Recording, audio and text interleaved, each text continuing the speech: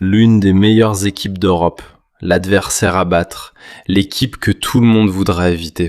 Ce sera le Barça 26-27 de Hansi Flick. Le Barça s'est renforcé de façon incroyable lors de ce mercato, et je vais te dire une chose, il y en a encore un ou deux qui doivent arriver et qui vont aussi beaucoup nous apporter. Aujourd'hui, on va établir cette composition probable.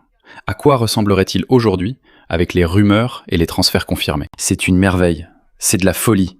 Alors appuie sur le bouton like et abonne-toi, parce que je te présente la composition probable du FC Barcelone qui va faire peur à toute l'Europe. Allons-y. Un Barça qui a déjà annoncé que son numéro 1, son gardien principal, sera Joan Garcia, et ça ne peut pas être un autre, parce que je pense que Joan Garcia a mérité d'être dans ce 11 du Barça. Ter Stegen, vous le savez déjà, il est à l'Ajax, donc notre gardien principal sera Joan Garcia. Pour les grandes soirées, on a un super gardien. Attention ici parce que ce n'est pas encore bouclé à 100%, mais c'est très proche de l'être. Cancelo. Au poste de latéral gauche aussi, bien sûr, il y aura Alejandro Valde. Il n'y a pas de nouvelles disant que Valde va devenir le leader de l'équipe. Mais Joao Cancelo est très proche de finaliser son transfert au Barça. On parle d'environ 10 millions d'euros, donc Cancelo, on le met aussi, bien sûr, dans le 11. Attention, la paire de défenseurs centraux. Je vais mettre ici Pau Cubarsí, car je pense que c'est évident qu'il sera le défenseur central du Barça. Et comme partenaire en défense centrale de Cubarsí, d'après les rumeurs et tout ce qui se dit, Laporte. Je pense que recruter Laporte serait un recrutement de qualité. Il a aussi réalisé une Coupe du Monde incroyable et s'entend très bien avec Pau Cubarsí. Une paire de défenseurs centraux pour de nombreuses années. C'est vrai que Laporte n'est pas le plus jeune du monde, mais Cubarsí, je pense que...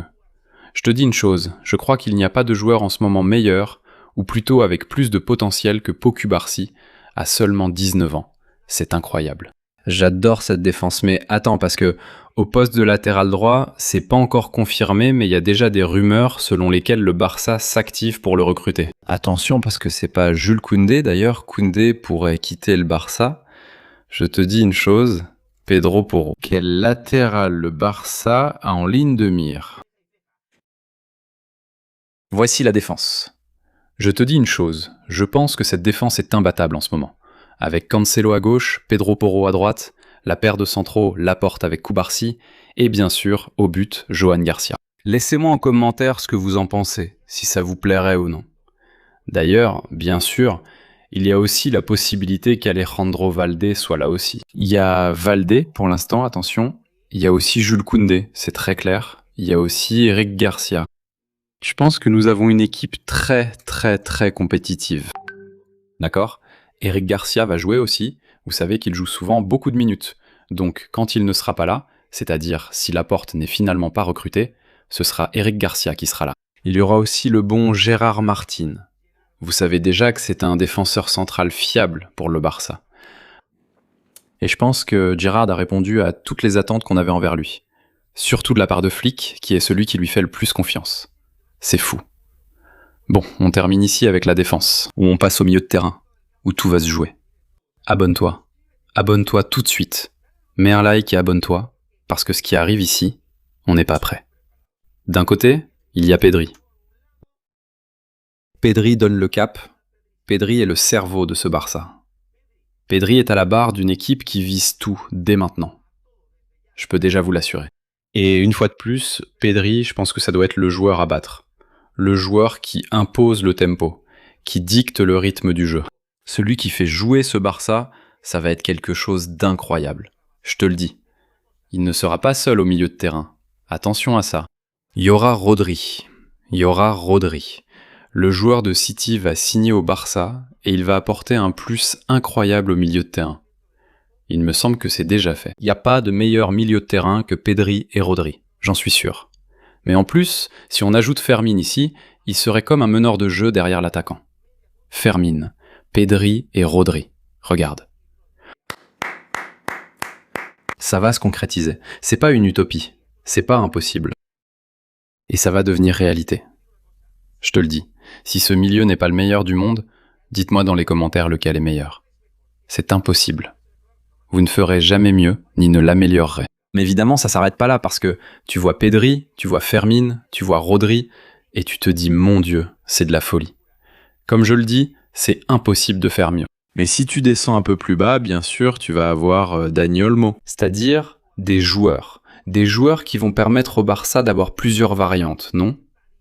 Hansi Flick va avoir un vrai problème de luxe au milieu de terrain. Dani Olmo, Gabi lui-même, bien sûr, il aura aussi du temps de jeu cette saison. Attention, fais gaffe. Marc Bernal, voilà, lui aussi aura du temps de jeu et il sera très important pour Flick. Un de plus, un de plus. Je vais t'en mettre un autre ici. Aussi pour Frenkie de Jong quand il reviendra, parce que Frenkie est lui aussi blessé, mais quand il reviendra, c'est un autre joueur super clé, super top, qui apportera énormément lui aussi. Je veux dire, ce milieu de terrain me semble être l'un des meilleurs qu'on ait eu. Bien sûr, toute proportion gardée avec les Xavi, Iniesta, Busquets et compagnie. C'est sans doute ce qui s'en rapproche le plus. C'est-à-dire que pour les grandes soirées de Ligue des Champions, on arrêtera de dire « attention » parce que le milieu de terrain du PSG avec Vitinha et compagnie va être incroyable. Attention au milieu du Bayern, ils peuvent nous prendre le ballon. Ici, c'est impossible. Personne ne peut le prendre. Si Pedri ou Fermin ne jouent pas, un autre prendra leur place. Enfin, on aura toujours des options aussi sur le banc pour quand le match demandera une chose ou une autre. Je veux aussi te dire une chose. Ce mercato n'est pas encore terminé. On va passer à l'attaque, mais je le répète. De là jusqu'à l'arrière, pour moi, c'est parmi le meilleur qu'on ait eu jusqu'à présent. L'équipe s'est améliorée. C'est ma question, oui. Ça s'est beaucoup amélioré. Comme je le dis, ce n'est toujours pas confirmé à 100%, ni que Pedro Porro soit joueur du Barça, ni que Laporte soit joueur du Barça, ni que l'arrivée de Rodri soit totalement bouclée. Des recrutements qui sont là, qui semblent sur le point de se faire, et moi, j'adore ça. Mais j'en ai encore plus, parce qu'ici, sur le côté gauche, il y aura Rafinha. Tu vas me dire, bon, Rafinha, très bon joueur, ce qu'il est, bien sûr qu'il l'est. Mais on a aussi Anthony Gordon, c'est-à-dire Anthony Gordon est aussi officiellement joueur du Barça à 100%. Il aura aussi son moment. Donc, dans les moments où Rafinha ne joue pas, pour une raison ou une autre, écoute, une blessure, une expulsion, peu importe, Gordon sera là. Ne soyez pas surpris si Gordon est aussi souvent dans le 11 titulaire, parce que ça va se passer comme ça. Et Flick n'aime pas s'attacher à quelqu'un en particulier. Il aime que tous les joueurs soient à fond. Donc Gordon ne peut pas se reposer sur ses lauriers. Je vais te dire que Lamine Yamal, le meilleur joueur du monde, sera aussi dans ce 11, bien sûr. Ailier droit pour Lamine Yamal. Imagine ses ailes, avec Rafinha à gauche, avec Lamine Yamal à droite. Et ajoute aussi, comme je dis, non? Si le transfert de Pedro Porro finit par se faire, cette aile droite va être redoutable. Côté gauche, qu'on connaît déjà, avec Rafinha et Cancelo, qui nous ont déjà permis de gagner quelques titres. On a déjà remporté quelques titres avec ces deux-là. Et à la pointe de l'attaque, où Robert Lewandowski ne sera pas présent, comme vous le savez déjà, mais il y aura la cerise sur le gâteau, qui s'appellera Julián Álvarez. C'est clair, le Barça doit recruter Julián Álvarez. Si Álvarez ne vient pas, Ferran ne sera pas là non plus, car il n'est pas dans l'équipe. Mais attention, parce qu'on dit que Lautaro Martinez pourrait être l'autre surprise du Barça. On parle aussi de Osimhen lui-même. On parle d'Osimhen lui-même. Voilà, ça pourrait être Osimhen, ça pourrait aussi être...